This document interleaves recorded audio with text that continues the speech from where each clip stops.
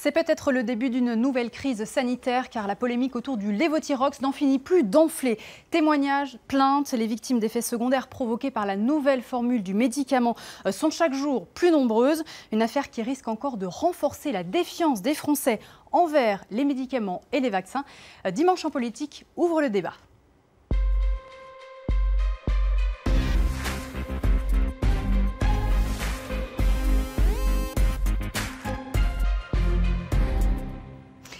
Bonjour à tous, soyez les bienvenus sur France 3 Rhône-Alpes. Vous le savez, dans cette émission, nous prenons le pouls, nous prenons la température des sujets qui font l'actualité chaque semaine. Et aujourd'hui, question de santé et même de santé publique. Le Levothyrox est un médicament qui contient une hormone de synthèse pour traiter des dysfonctionnements de la thyroïde. Au printemps dernier, le laboratoire Merck qui le produit a changé sa formule à la demande des autorités de santé pour, je cite, le rendre plus stable. Résultat, des effets secondaires très difficiles à supporter pour certains patients.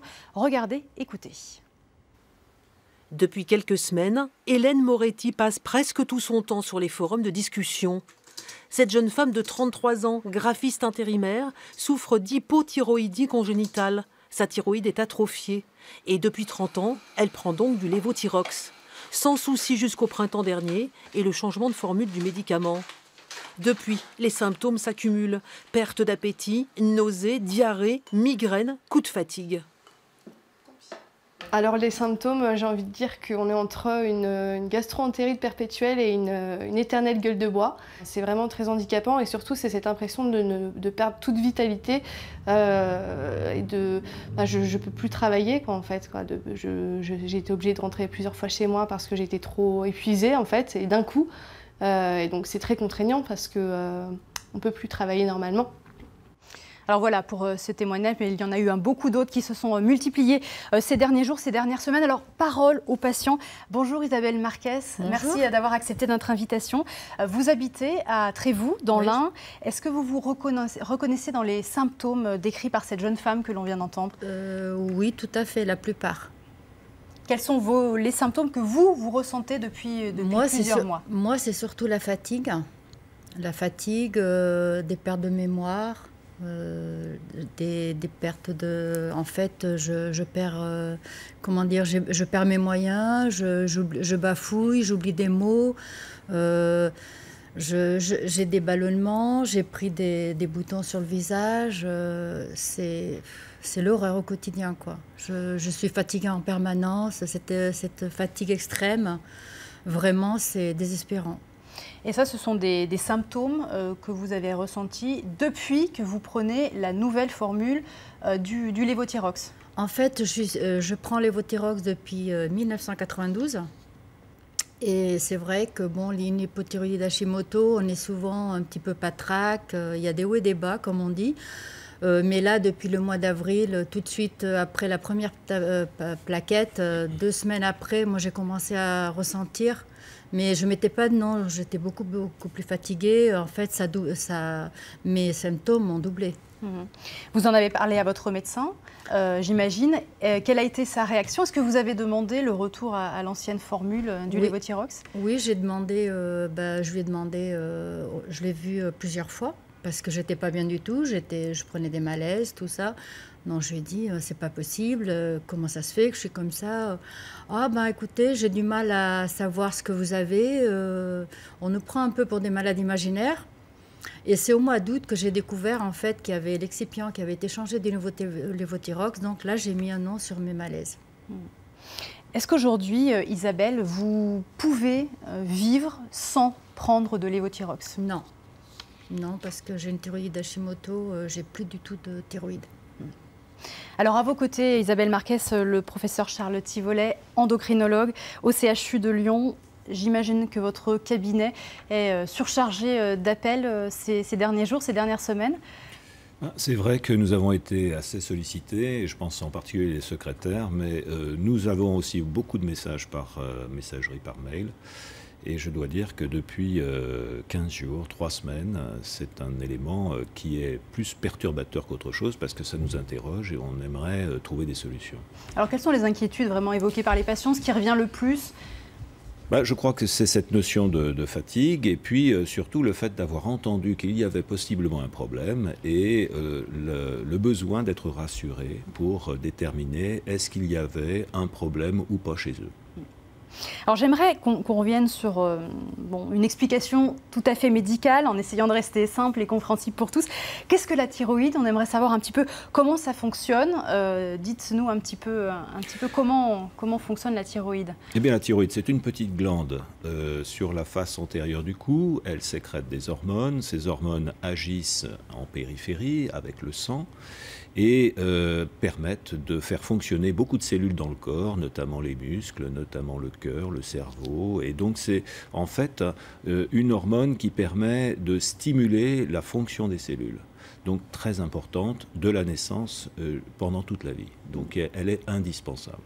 Et l'équilibre thyroïdien est très sensible aux variations de dose notamment. C'est ce qui rend difficile justement le traitement. Exactement. C'est un système qui est très finement régulé avec d'une part cette accélération des cellules dans le corps et surtout un freinage des accélérateurs qui viennent du cerveau, notamment l'hypophyse qui est une petite glande qui sécrète cette fameuse TSH qui est mesurée pour le suivi des traitements et qui est l'accélérateur qui est contrôlé par les hormones thyroïdiennes. Alors le laboratoire Merck qui fabrique donc le lévothyrox détient 95% du marché en France. Nous l'avons sollicité pour venir débattre ici sur ce plateau, mais il ne souhaite pas s'exprimer. Le 6 septembre dernier, au début de la polémique, eh bien voilà ce que nous a répondu le laboratoire Merck. Cette nouvelle formulation, c'est vraiment une amélioration pour permettre justement une stabilité en principe actif dans ces nouveaux médicaments. Moins de variations, donc potentiellement moins de troubles pour les patients. Donc il n'y a aucune raison qu'on revienne vers l'ancienne formule. Alors, une semaine plus tard, rétro-pédalage complet. La décision, elle vient du ministère de la Santé. Décision réaffirmée par Agnès Buzyn cette semaine. Je me suis engagée pour diversifier l'offre le plus rapidement possible. Ce sera dans le courant du mois d'octobre. Mais surtout pour faire en sorte que l'ancien médicament redevienne accessible sur le marché français. C'est assez compliqué techniquement. Mais je me suis engagée pour qu'il soit dans les pharmacies avant la fin du mois de septembre. Alors Isabelle, ce retour à l'ancienne formule du lévothyrox, c'est rassurant pour vous? Oui, si c'est définitif. Si c'est juste quelques semaines, c'est pas la peine, quoi. Et avoir le choix aussi, c'est important de pouvoir changer de traitement, puisqu'il y aura des nouveaux traitements, bien sûr, parce que ce qu'annonce la ministre. La maladie est déjà assez contraignante, donc si on n'a pas ce qu'il faut pour la combattre...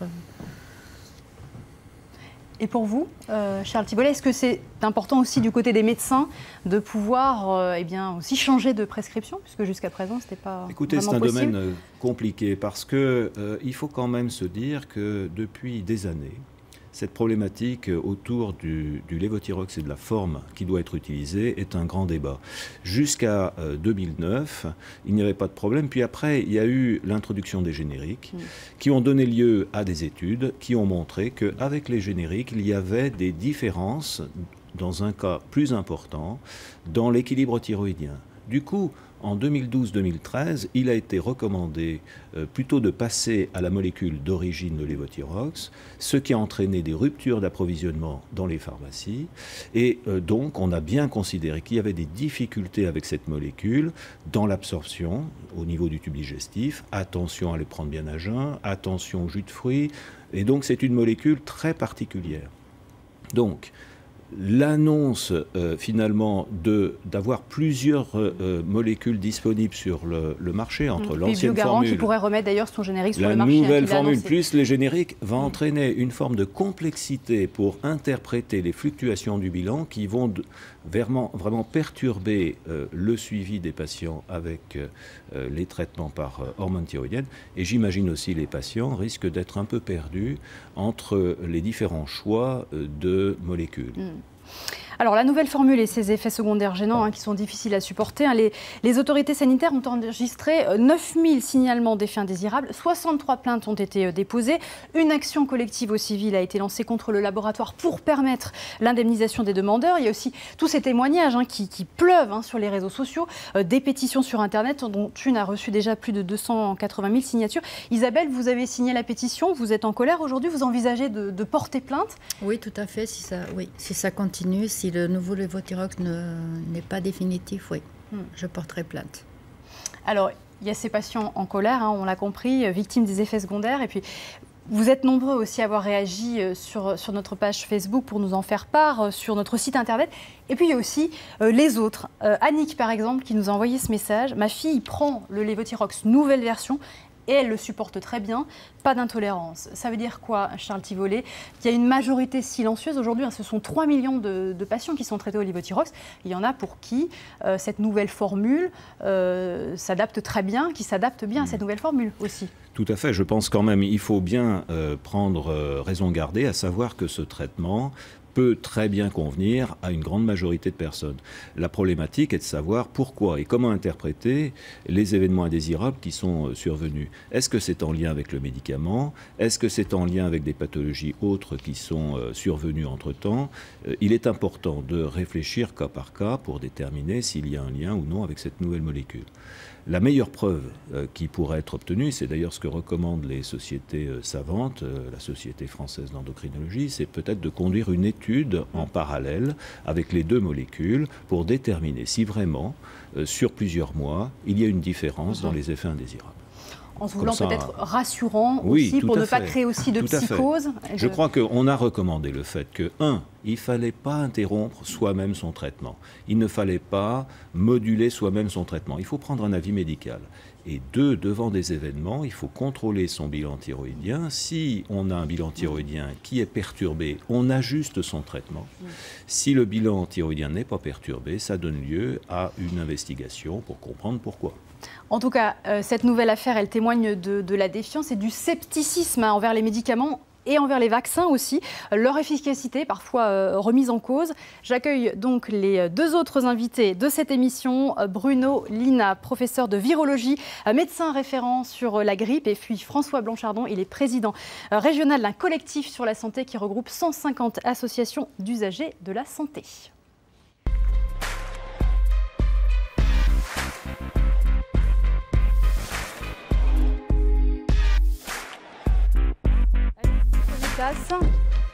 Bonjour à tous les deux, bienvenue dans cette émission. Alors je le disais, une population de plus en plus sceptique vis-à-vis des médicaments. Paradoxe aussi, car la France fait aussi partie des pays qui en consomment le plus des médicaments. Leur faites-vous toujours confiance? Nous vous avons posé la question. Voici quelques réponses. Difficile de faire confiance, mais on n'a pas toujours le choix, nous dit Geneviève. Je préfère me soigner par homéopathie simple et ne prendre d'allopathie qu'en cas de nécessité. Ou encore, je ne fais plus du tout confiance, ce sont des usines à euros. Alors ce dernier message aussi qui met en cause l'industrie pharmaceutique, le business avant la santé. Une réaction déjà, Bruno Lina? C'est-à-dire que dans le domaine des vaccins, puisqu'on parle plutôt des vaccins, il y a un phénomène qui est observé depuis quelque temps, c'est une défiance vis-à-vis des vaccins qui est liée à plein de facteurs. C'est difficile d'expliquer vraiment ce qui se passe. Mais un des éléments clés du problème de la vaccination, c'est son succès. C'est-à-dire que plus ces vaccins sont efficaces, plus on a l'impression qu'on peut s'en passer, puisqu'ils ont permis d'éliminer une grande partie des pathogènes qui étaient responsables des grandes épidémies qui survenaient il y a encore 50 ans. Et toute la population qui a moins de 40 ans aujourd'hui a échappé à tous ces phénomènes épidémiques et donc a l'impression que finalement on vaccine contre rien. Or, si on reprend un tout petit peu l'histoire, dans les années 60, les gens faisaient la queue dans la rue pour le vaccin contre la polio. La variole était épouvantable, les épidémies de tuberculose étaient épouvantables, et c'est bien grâce à la vaccination et avec les vaccins qui étaient nettement moins propres que ceux que l'on a aujourd'hui, qu'on a permis de contrôler une grande partie de ces épidémies, voire éradiquer un virus, le virus de la variole. François Blanchardon, est-ce qu'il y a eu il y a un défaut d'information des autorités sanitaires, il y a un problème de communication aujourd'hui? Je crois que clairement oui, et on le voit bien là dans le cas du Levothyrox. Je crois qu'on ne peut pas parler de défiance par rapport aux médicaments, mais de perte de confiance. Aujourd'hui, c'est très clair. Le système a changé également, notre système de santé a changé. Aujourd'hui, il y avait une confiance absolue en la médecine. Aujourd'hui, avec ce qui s'est passé, il y a eu des crises, des scandales qui sont arrivés. Et aujourd'hui, les usagers ont décidé de se prendre en main, aussi parce qu'il y a beaucoup plus de maladies chroniques et que ça touche des jeunes sujets qui doivent vivre leur vie au travail, leur vie de famille, et que quand on est atteint d'une pathologie chronique, on veut aujourd'hui être acteur de son parcours et qu'on doit avoir les informations nécessaires et qu'on doit participer également à l'évaluation des médicaments. Alors aujourd'hui, ce qu'on voit, c'est que les usagers sont en colère, et moi je trouve que c'est très bien que les usagers soient en colère parce que ça doit faire changer les choses. Il y aura un avant et un après Levothyrox, je crois, puisqu'aujourd'hui c'est les usagers eux-mêmes, c'est même pas...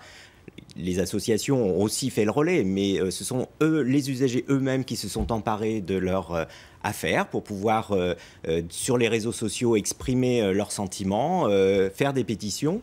Et donc aujourd'hui, on ne peut plus s'exonérer finalement d'une information nécessaire auprès de l'ensemble des usagers.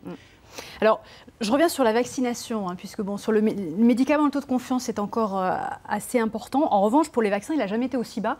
69%, seul un Français sur deux considère aujourd'hui que la vaccination présente plus de bénéfices que de risques. 11 vaccins vont être rendus obligatoires en 2018 pour les jeunes enfants, contre 3 actuellement. On voit bien dans le débat sociétal que ça donne lieu à quelques crispation. Bruno Lina, vous êtes un défenseur évidemment du vaccin, on vient de l'entendre. Évidemment, cette obligation vaccinale, pour vous, c'est une bonne chose et c'est nécessaire. C'est-à-dire que, en soi, l'obligation vaccinale, c'est pas forcément une bonne chose.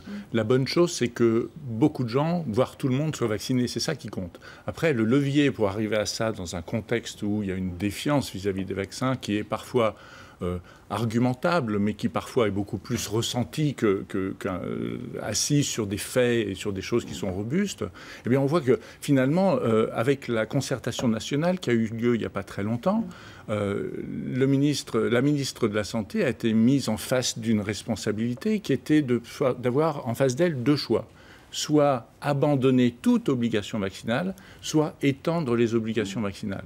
Et la concertation nationale lui a recommandé d'étendre les obligations vaccinales. Donc c'est pas une décision c'est une décision certes politique, mais qui n'a pas été prise dans un cabinet. C'est une décision qui est argumentée sur la base de discussions qui ont pris des mois et qui ont combiné des efforts de la santé publique avec des médecins et de la société civile aussi. Et les 2 groupes sont arrivés à la même conclusion. Donc, j'avoue que je suis plus satisfait de savoir que l'obligation vaccinale a été choisie plutôt que l'arrêt de l'obligation vaccinale.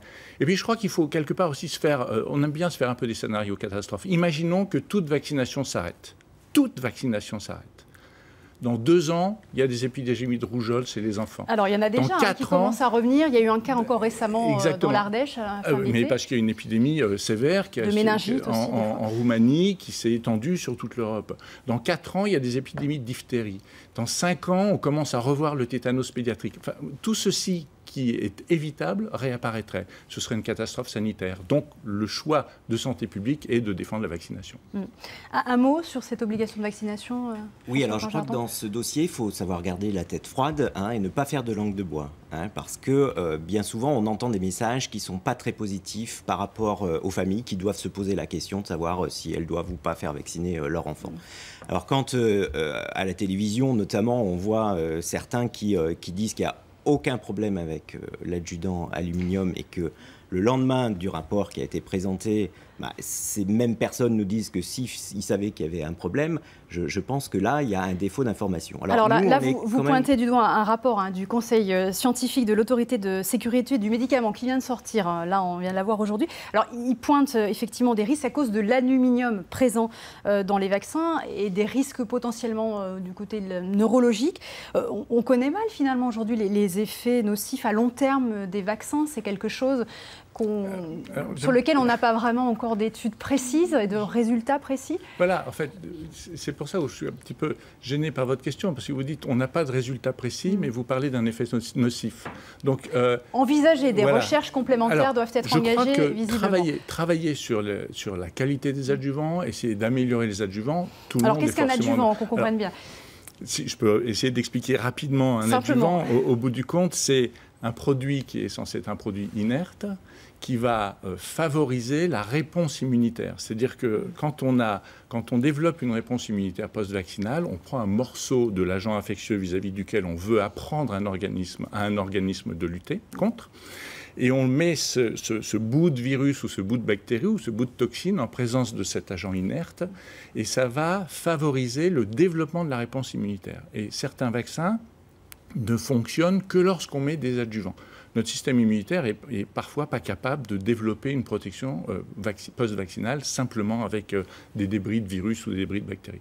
Donc c'est important d'avoir cette notion que les adjuvants sont là pour aider la réponse immunitaire. De fait, ils sont inertes, mais ça ne veut pas dire qu'ils sont totalement inactifs, qu'ils ne servent à rien. Hein. Et tout l'enjeu est de savoir si cette molécule inerte, finalement, peut, et ça c'est la théorie de ceux qui travaillent sur les dépôts de sel d'aluminium, peut à terme devenir un toxique en quelque sorte, ou si, c'est ce que pensent ceux qui croient que ça n'a pas d'impact, c'est certes un dépôt, mais c'est un dépôt qui reste inerte et qui n'a pas de conséquences. Et donc aujourd'hui, il y a une espèce de discussion qui est à la fois un petit peu scientifique, mais surtout très irrationnelle et très passionnée, sur le rôle des dépôts d'aluminium qu'on observe et leur causalité sur des effets secondaires observés. François Blanchardon n'est peut-être pas tout à fait d'accord avec ce que vous dites. Alors, si, mais ce que je voulais dire par rapport à la vaccination, c'est que pour nous, c'est aussi une forte inquiétude. Cette baisse de la couverture vaccinale, c'est une inquiétude parce que dans la balance bénéfice-risque, il y a quand même beaucoup de bénéfices, on l'a vu, vous l'avez exprimé, mais on ne peut pas s'exonérer quand même de faire une information nécessaire et légitime auprès des usagers. Je crois que cette information, elle est trop souvent limitée au national, hein, que tout reste finalement, les décisions en ce qui concerne la santé, c'est très au niveau national, et puis finalement en proximité du terrain, ils ne se rendent pas compte des difficultés que cela pose, et il faut...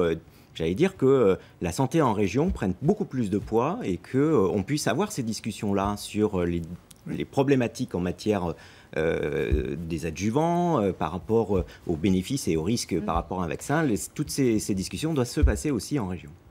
Vous parlez qu'il faut plus d'informations. Est-ce que les médecins font suffisamment ce rôle-là? Vous avez le sentiment d'informer suffisamment vos patients? Peut-être qu'Isabelle, vous disiez, voilà, vous n'avez pas l'impression d'être toujours bien entendu par votre médecin, par les professionnels de santé? Parce que à chaque fois que je me plains, elle me dit, écoutez, c'est normal, vous êtes malade, voilà, il y a des jours avec, des jours sans, c'est normal, on ne trouve pas de...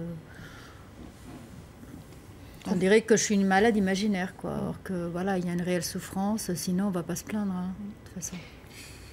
Les médecins jouent suffisamment le rôle d'informateurs en plus de prescripteurs? Je pense que sur la question de la maladie chronique, il est très important d'écouter les personnes qui sont en face de vous pour les aider, les accompagner. C'est un partenariat.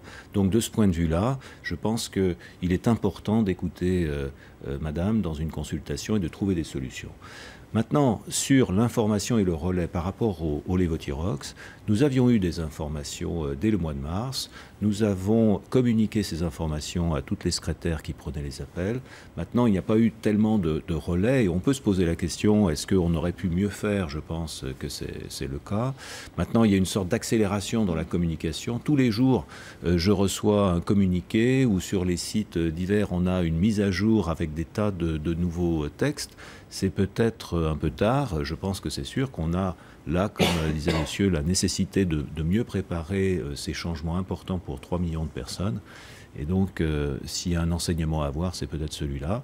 Mais surtout, je pense qu'on est là, nous, dans notre métier, de parler, de communiquer, d'expliquer des stratégies que l'on pense être correctes et qui sont importantes pour les patients chroniques, pour avoir confiance dans leur traitement.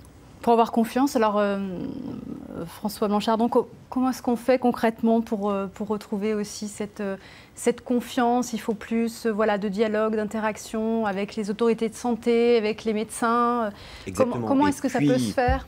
J'allais dire que les choses changent aussi, évoluent depuis l'année dernière.